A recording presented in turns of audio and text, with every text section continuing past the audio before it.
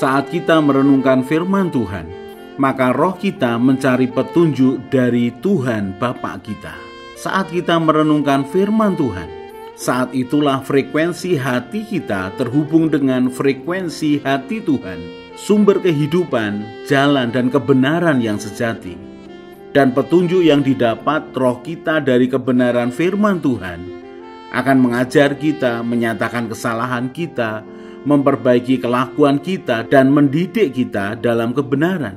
Maka ketika kita melakukan kebenaran Tuhan, hidup kita akan menjadi terang dan garam bagi siapapun di sekeliling kita. Kalau setiap hari kita belajar firman Tuhan, maka hidup kita ini dijagai untuk selalu berada dalam kehendak Tuhan.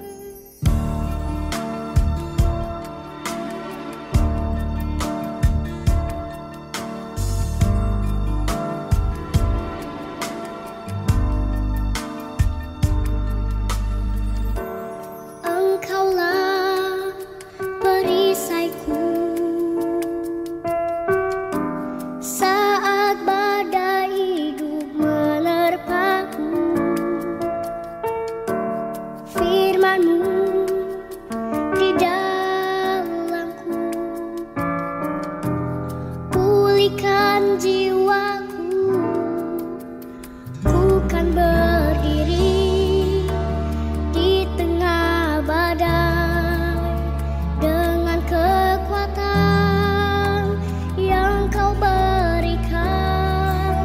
Sampai kapanpun ku kan bertahan, karena Yesus selalu menopang hidupku.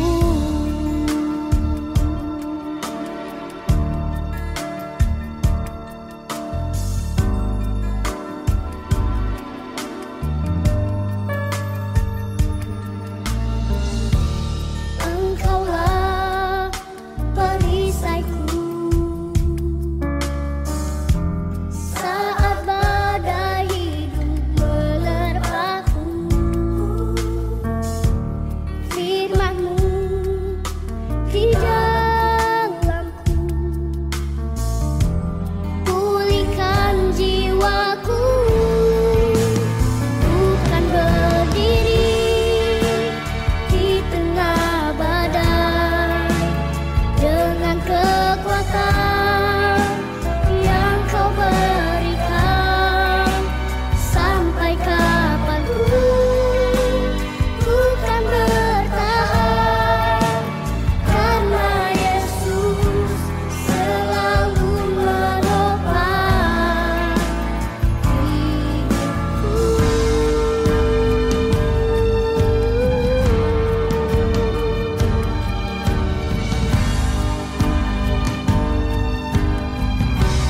berdiri di tengah badai dengan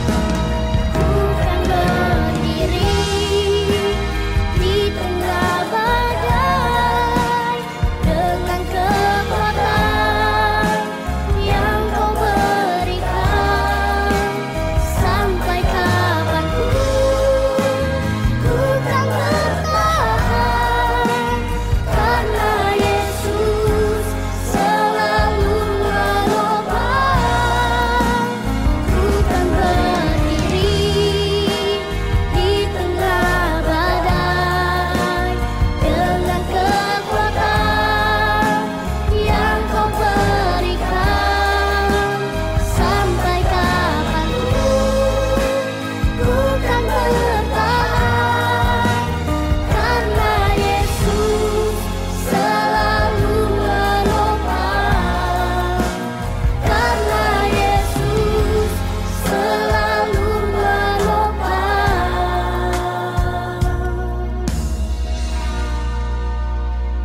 hidupku.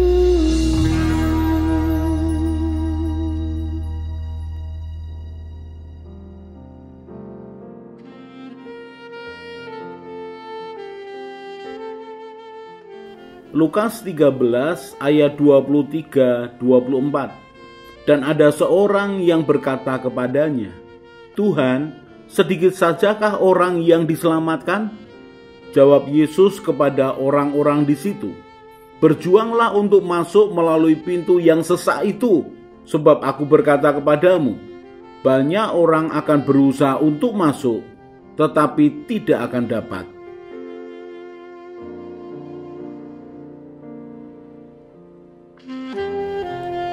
Kalau kita berpikiran bahwa Tuhan Yesus hanya menyampaikan hal-hal yang rohani saja, hal-hal tentang kerajaan Allah dan tentang kekekalan, maka kita ini salah. Karena Tuhan Yesus bukan hanya membicarakan hal-hal yang rohani, bukan hanya membicarakan tentang kerajaan Allah, tetapi Dia juga berbicara tentang sikap hidup orang percaya, tentang mengasihi Tuhan dengan segenap hati, segenap jiwa, segenap kekuatan. Dia mengajari juga tentang sikap orang percaya kepada pemerintah. Dia berbicara soal persembahan, dia berbicara soal pengampunan, dia mengadakan mujizat dan menyembuhkan banyak orang. Dan yang seringkali dilupakan oleh kebanyakan orang, dia berbicara tentang uang, tentang harta. Ketika dia berbicara tentang harta, beberapa kali dia mengecam akan orang yang kaya. Tetapi saudara jangan salah mengerti. Dia mengecam orang-orang kaya di mana kekayaannya tidak ada pengaruhnya untuk kerajaan surga. Kekayaannya hanya ditumpuk untuk dirinya sendiri, untuk memuaskan keinginannya. Maka orang kaya yang menimbun harta, serakah, tamak, hanya untuk memikirkan diri sendiri inilah yang Tuhan Yesus mengatakan bahwa mereka sulit untuk masuk surga. Karena hati mereka, pikiran mereka sangat terikat dengan harta mereka. Orang yang hatinya terikat kepada hartanya sulit untuk menomorsatukan Tuhan di dalam hidupnya. Dia lebih bangga memiliki harta yang berlimpah daripada memiliki Tuhan yang menjamin akan kehidupan kekalnya. Dia lebih bangga dengan begitu banyak harta yang dimilikinya dan kemudian dia memamerkannya daripada dia membagikan kehidupan, hikmat, dan pengertian ilahi kepada banyak orang. Yang paling menyenangkan adalah hati kita ini terpaut kepada Tuhan, mengalami kelahiran baru, hati kita mengasihi Tuhan, diberkati pekerjaan dan usaha kita, ditambah-tambahkannya harta kekayaan kita karena Dia memberkati kita, tetapi harta yang bertambah-tambah itu tidak memisahkan kita dari kasih Tuhan. Harta yang semakin bertambah-tambah itu sebagian besar kita pakai untuk ambil bagian dalam memperluas kerajaan surga. Memperluas kerajaan surga adalah memperkenalkan, membagikan pengalaman, membuat orang mengalami kerajaan surga di dalam hidupnya, mengalami pemerintahan kebenaran Tuhan di dalam hidupnya. Hidup yang menyenangkan adalah hidup yang mengandalkan Tuhan, dipercaya untuk mengelola harta lebih banyak, tetapi harta yang diberikan itu dikembalikan kepada pekerjaan Tuhan, dan kita tidak akan pernah kekurangan.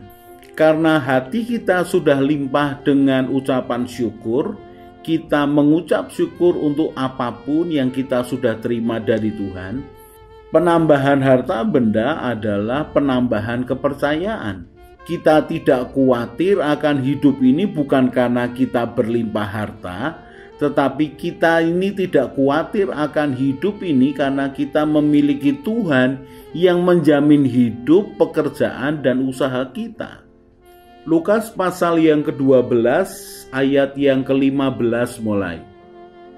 Katanya lagi kepada mereka, "Berjaga-jagalah dan waspadalah terhadap segala ketamakan, sebab walaupun seorang berlimpah-limpah hartanya, hidupnya tidaklah tergantung daripada kekayaannya itu." Kemudian ia mengatakan kepada mereka suatu perumpamaan, katanya, "Ada seorang kaya, Tanahnya berlimpah-limpah hasilnya. Ia bertanya dalam hatinya, apakah yang harus aku perbuat? Sebab aku tidak mempunyai tempat di mana aku dapat menyimpan hasil tanahku. 18. Lalu katanya, inilah yang akan aku perbuat. Aku akan merombak lumbung-lumbungku, dan aku akan mendirikan yang lebih besar, dan aku akan menyimpan di dalamnya segala gandum dan barang-barangku. Sesudah itu aku akan berkata kepada jiwaku, jiwaku, ada padamu banyak barang tertimbun untuk bertahun-tahun lamanya. Beristirahatlah, makanlah, minumlah, dan bersenang-senanglah. Ayat yang ke-20, tetapi firman Allah kepadanya, hai engkau orang bodoh, pada malam ini juga jiwamu akan diambil daripadamu. Dan apa yang telah kau sediakan, untuk siapakah itu nanti? Demikianlah jadinya dengan orang yang mengumpulkan harta bagi dirinya sendiri, jikalau ia tidak kaya di hadapan Allah. Saudaraku, mari kita lihat Lukas 12 ayat yang ke-15. Berjaga-jagalah dan waspadalah terhadap segala ketamakan. Apa itu ketamakan? Keserakahan. Orang yang tidak bisa puas dengan apa yang dimilikinya. Dan ini berbicara soal hartanya yang berlimpah-limpah. Dia lupa bahwa hidupnya tidak bergantung kepada kekayaannya itu. Kekayaannya mau sekian ribu hektar, mau uangnya miliaran, ratusan miliar, triliunan, rumahnya, istananya mau 10, 20, mobilnya mau 15, 40, perusahaannya mau ratusan, hasil perusahaannya mau ratusan miliar setiap bulan. Mari kita belajar, hidupnya tidak tergantung daripada kekayaannya itu. Kemudian Tuhan Yesus menggambarkan satu orang yang begitu kaya, dia hanya berpikir bagaimana menyimpan hartanya. Dia tidak berpikir bagaimana menggunakan hartanya untuk kepentingan Tuhan. Dia berpikir bagaimana menyimpan harta yang jauh lebih banyak dan jauh lebih banyak. Bagaimana mengumpulkan uang, mengumpulkan mobil, membuat perusahaan, menambah lagi kekayaan supaya jiwanya tenang. Perhatikan ayat yang ke-19. Dia berkata kepada jiwanya, sesudah itu aku akan berkata kepada jiwaku, jiwaku, ada padamu banyak barang tertimbun untuk bertahun-tahun lamanya. Beristirahatlah, makanlah, minumlah, dan bersenang-senanglah. Orang kaya ini lupa bahwa hidupnya tidak bergantung kepada kekayaannya. Kalau sudah bertemu dengan namanya waktu Tuhan, yaitu kematiannya secara individu, maka semua yang dimilikinya akan ditinggalkannya. Uang miliaran tidak akan bisa memperpanjang nyawanya. Mobil mewah begitu banyak, rumah dan istana yang begitu banyak, harta yang sangat berlimpah tidak akan bisa memperpanjang akan nyawanya. Karena itu adalah bagian dari wewenang Tuhan. Dia lupa bahwa Tuhanlah yang memberikan dia kehidupan dan Tuhanlah yang mengambil kehidupan. Dan kesimpulan dari perikop ini ada di ayat yang ke-21. Demikianlah jadinya dengan orang yang mengumpulkan harta bagi dirinya sendiri, jikalau ia tidak kaya di hadapan Allah. Jadi memiliki harta yang berlimpah bukan merupakan kesalahan apabila harta itu juga digunakan untuk kepentingan Tuhan. Mungkin saudara tidak setuju bahwa Pak Yos selalu ngomong soal kerajaan surga, kerajaan Allah. Lalu bagaimana dengan hidup saya? Saudaraku, ketika kita menomorsatukan Tuhan, maka kita tidak akan pernah kekurangan. Kita tidak akan pernah kekurangan hikmat, kekurangan anugerah, kekurangan kasih, kekurangan akan hubungan baik dalam keluarga, juga termasuk kekurangan dalam hal materi. Ketika kita mengikut Tuhan, maka Tuhanlah yang menjamin untuk masa depan kita di dunia ini, juga di dalam kekekalan. Tuhan tidak suka kita hidup dalam kekurangan, karena ketika kita hidup dalam kekurangan, kita mempunyai begitu banyak keterbatasan. Tuhan menginginkan kita hidup dalam kecukupan, lebih dari cukup, bahkan kelimpahan. Tetapi kelimpahan harta yang kita miliki harus tetap memprioritaskan Tuhan sebagai sumber kehidupan dan sumber berkat yang kita terima. Matius pasal yang ke-6 ayat yang ke-19. Janganlah kamu mengumpulkan harta di bumi ngengat dan karat merusakkannya, dan pencuri membongkar serta mencurinya. Tetapi kumpulkanlah bagimu harta di surga.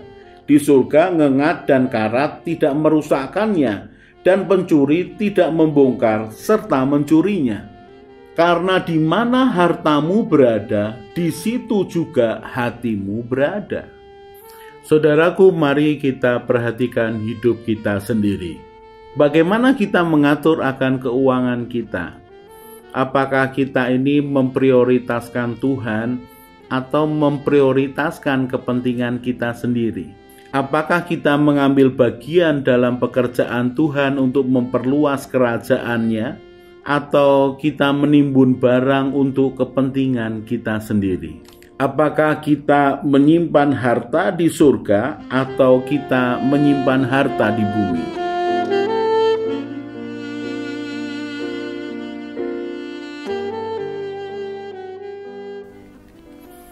Orang yang mencari Tuhan dengan segenap hati akan bertemu dengan Tuhan. Orang yang percaya, berharap, dan mengandalkan Tuhan setiap hari akan seperti pohon yang ditanam di tepi air. Ia tidak akan menderita melewati masa kering. Ia akan tetap bertumbuh. Hatinya bersukacita dan hidupnya terus berbuah. Karena harapannya kepada Tuhan Yesus yang telah menyelamatkan hidupnya. Dia hidup penuh iman dan semangat. Dan dia akan tertawa tentang masa depannya. Dia akan terus berjalan bersama Tuhan. Semakin kuat, semakin semangat. Mari kita berdoa. Tuhan Yesus, terima kasih untuk kebenaran firman-Mu. Tuhan Yesus, berikanlah kerelaan dan kesetiaan yang sama ketika Engkau melaksanakan tugas-Mu di dunia, supaya aku juga rela dan setia melakukan kehendak Bapa. Tuhan Roh Kudus penolongku, ajari aku semakin mengenal Tuhan Yesus dan mengenal Bapa surgawiku, supaya hidupku sesuai dengan rencana-Mu ya Tuhan, dan memuliakan nama-Mu. Bahwa aku berjalan mengikuti jejak-Mu ya Tuhan Yesus, Gembalaku yang baik. Ajari aku berjalan bersama Tuhan senantiasa. Amin. Saya Yosea Kristiono, Gembala Jemaat GKI Injil Keselamatan Semarang. Tetap percaya, tetap semangat. God bless.